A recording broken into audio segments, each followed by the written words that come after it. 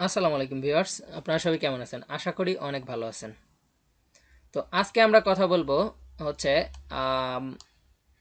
Web design and development শিখতে কি কি শিখতে হবে এবং কোন স্টেপের পর কোন স্টেপটা শিখতে হবে। তো তার আগে আমি বলে রাখি যে আপনারা হয়তোবা অনেকেই দেখবেন যে অনেক অনেক জায়গায় শুনে থাকবেন যে ওয়েব ডিজাইনটা না জেনেই ওয়েব ডেভেলপমেন্টটা শুধুমাত্র ওয়েব ডেভেলপমেন্টটা শিখতে পারবেন। যদি এই কথাটা শুনে থাকেন তাহলে আজকে থেকে এই কথাটা ভুলে যান। কারণ হচ্ছে ওয়েব ডিজাইনটা যদি আপনি ভালোভাবেও না জানেন, আপনার কমপক্ষে বেসিক লেভেলটা জানতে হবে, তারপরেই আপনি ওয়েব ডেভেলপমেন্ট করতে পারবেন। ওয়েব ডিজাইনটা ছাড়া আপনি ওয়েব ডেভেলপমেন্টটা করতে পারেন শুরু করতে পারবেন না। I mean backend development যেটা আছে ওটা করতে পারবেন না। ফ্রন্ট ইন ডেভেলপমেন্ট ছাড়া আপনি ব্যাক ইন ডেভেলপমেন্ট মানে বেসিকও হলেও জানতে হবে ফ্রন্ট ইন ডেভেলপমেন্ট। তো তারপরেই আপনারা ব্যাক ইন ডেভেলপমেন্টটা শিখতে পারবেন। আর হচ্ছে অনেকেই হয়তো বা বাজারে অনেক কোর্স দেখতে পারবেন আপনারা, যে ওখানে বলা হয় যে মানে আমরা কোনো রকম এইচটিএমএল সিএসএস ছাড়াই আপনারা মানে শুধুমাত্র ওয়ার্ড পেজ দিয়ে ওয়েবসাইট তৈরি করতে পারবেন। তো এটা কোনো প্রসেস না, বুঝছেন? এগুলা হয়তো বা আপনি করতে পারবেন। তো আপনারা একটা কথা মনে রাখবেন যে একটা বিল্ডিংয়ের যদি আপনি 5 তলায় উঠতে যান, 5 তলায় উঠতে গেলে কিন্তু আপনাকে 1 তলা, 2 তলা, 3 তলা, 4 তলার যে সিঁড়ি আছে এগুলাতে পা রাখতেই হবে। তো এগুলাতে পা রাখার পরেই আপনি কিন্তু 5 তলায় উঠতে পারবেন।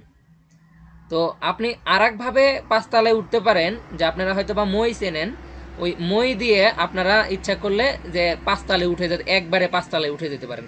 কিন্তু ওইটা কিন্তু ওই প্রসেসটা কিন্তু আপনার জন্য মানে অনেকটা রিস্ক হবে, অনেকটাই রিস্ক হবে আর কি।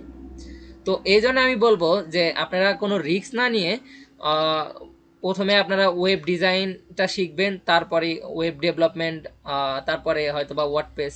ওয়েব ডেভেলপমেন্টটা বেসিক লেভেলের জানার পরে আপনি হয়তো বা ওয়ার্ডপ্রেসটা স্টার্ট করতে পারেন। তো এটা আপনাদের জন্য ভালো হবে। তো আজকে কথা বলবো হচ্ছে যে ওয়েব ডিজাইন অ্যান্ড ডেভেলপমেন্ট শিখতে কোনটা শিখতে কি কি লাগে। তো আপনারা দেখতে পাচ্ছেন যে আমি আগেই বলেছি যে HTML CSS, JavaScript, jQuery, PHP, MySQL, ASP.NET, CMS, WordPress, Shopify, Magento, OpenCart, এই টপিকগুলো এই টপিকগুলো ওয়েব ডিজাইনের ক্ষেত্রে ধাপে ধাপে আপনাদের সামনে চলে আসবে। তো এখানে আমি কিছু ফ্রেমওয়ার্ক আছে, অনেকে হয়তো বা বলতে পারেন যে ফ্রেমওয়ার্ক আছে ওয়েব ডিজাইনের ক্ষেত্রে, বুস্টআপ, তারপর অনেক ফ্রেমওয়ার্ক আছে। তো এইগুলো আমি দেই নাই, এটা নিয়ে পরে আলোচনা করব। যেমন পিএসপির লারাবেল আছে, অনেক ফ্রেমওয়ার্ক আছে এগুলা। মানে ফ্রেমওয়ার্ক হচ্ছে, ফ্রেমওয়ার্কের বেসিক বিষয়টা আপনাদের বলি, যে ডিজাইনটাকে মানে সহজ করার জন্য অ্যান্ড ডেভেলপমেন্টটাকে মানে সহজ করার জন্য হচ্ছে ফ্রেমওয়ার্ক থাকে, আবার মানে ডিজাইনটাকে সহজ করার জন্য একটা ফ্রেমওয়ার্ক থাকে আর কি। তো একটা ওয়েবসাইটের তৈরি করতে গেলে হচ্ছে, হয়তো তার আগে আমি একটু সিএমএস নিয়ে কথা বলি যে কন্টেন্ট ম্যানেজমেন্ট, সিএমএস এর পূর্ণরূপ হচ্ছে কন্টেন্ট ম্যানেজমেন্ট সিস্টেম। তো সিএমএস এ আছে ওয়ার্ডপ্রেস, শপিফাই, মেজেন্টো, ওপেনকার্ট, তার মধ্যে বহুল ব্যবহৃত হচ্ছে ওয়ার্ডপ্রেসটা। আর সিএমএস কন্টেন্ট ম্যানেজমেন্ট সিস্টেম হচ্ছে যে এখানে আপনারা একটা, ধরুন আপনি একটা ওয়েবসাইট ডিজাইন করলেন, স্ট্যাটিক পেজ ডিজাইন করলেন, ওই স্ট্যাটিক পেজটার মানে কন্টেন্টগুলো যেমন ছবি, লেখা, অডিও, ভিডিও এগুলো চেঞ্জ করার জন্য কিংবা ম্যানেজমেন্ট করার জন্য আপনার কিন্তু পিএসপি, মাইস্কেল, ASP.NET কিংবা এইগুলো অনেক মানে অনেক ধরনের প্রোগ্রামিং ল্যাঙ্গুয়েজ আছে, ওইগুলো দিয়ে ওয়েবসাইট ডেভেলপমেন্ট করা যায়। তো তার মধ্যে আমি এই 3টা বিষয় সিলেক্ট করেছি, তো এই 3টা বিষয় সবচেয়ে বেশি ইউজ করা হয়। তো হচ্ছে যে আপনার ধরেন একটা স্ট্যাটিক পেজ তৈরি করলেন, ডিজাইন করলেন, ওই ওই স্ট্যাটিক পেজের কন্টেন্টগুলো ম্যানেজমেন্ট করার জন্য আপনার কিন্তু কাস্টমভাবে হচ্ছে পিএসপি কিংবা ASP.NET এগুলা দিয়ে আর কি মানে আপনার আহ, তৈরি করতে হবে আর কি, যে কন্টেন্ট ম্যানেজমেন্ট সিস্টেমটা তৈরি করতে হবে। আর আপনারা সিএমএস এ গেলে পাবেন কি, যে এখানে অটোমেটিক রেডিমেড যেটা আছে, রেডিমেড আপনাদের জন্য একটা কন্টেন্ট ম্যানেজমেন্ট সিস্টেম তৈরি করা আছে। মানে ওয়েবসাইটের কন্টেন্ট ম্যানেজমেন্ট করার জন্য একটা সিস্টেম তৈরি করা আছে। এটাই হচ্ছে, এটা একটু মানে আপনারা রেডিমেড জিনিস পাবেন। আর এই পিএসপি, ASP.NET এগুলা দিয়ে হচ্ছে আপনারা ব্যাক ইন ডেভেলপমেন্ট অথবা কন্টেন্ট ম্যানেজমেন্ট সিস্টেমটা তৈরি করতে পারবেন। তো এগুলা নিয়ে আমরা পরে আলোচনা করব।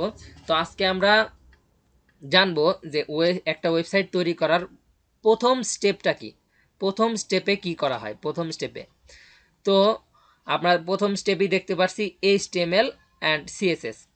তো HTML এর পূর্ণ রূপ হচ্ছে হাইপার টেক্সট মার্কআপ ল্যাঙ্গুয়েজ।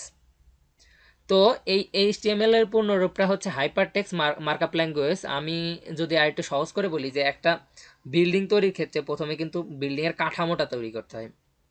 যেমন রড, ইট দিয়ে আগে মানে রড, তারপর পিলার করার পরে একটা বিল্ডিং এর কিন্তু পিলার করতে হয়, মূল কাঠামো তৈরি করার জন্য একটা পিলার হয়তো ভিত্তি স্থাপন করতে হয়।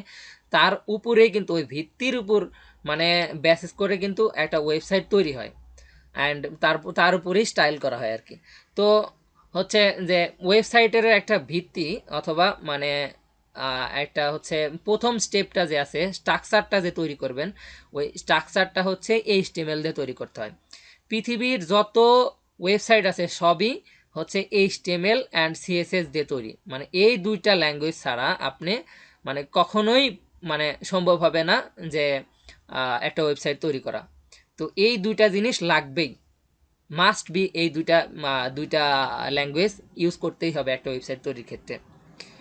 আর হচ্ছে এইচটিএমএল দিয়ে তো আপনারা ওয়েবসাইটের স্ট্রাকচার তৈরি করবেন, এই স্ট্রাকচারের উপর আপনারা যে ডিজাইনটা করবেন সেই ডিজাইনটা হচ্ছে সিএসএস মানে ক্যাসকেডিং স্টাইল শিট।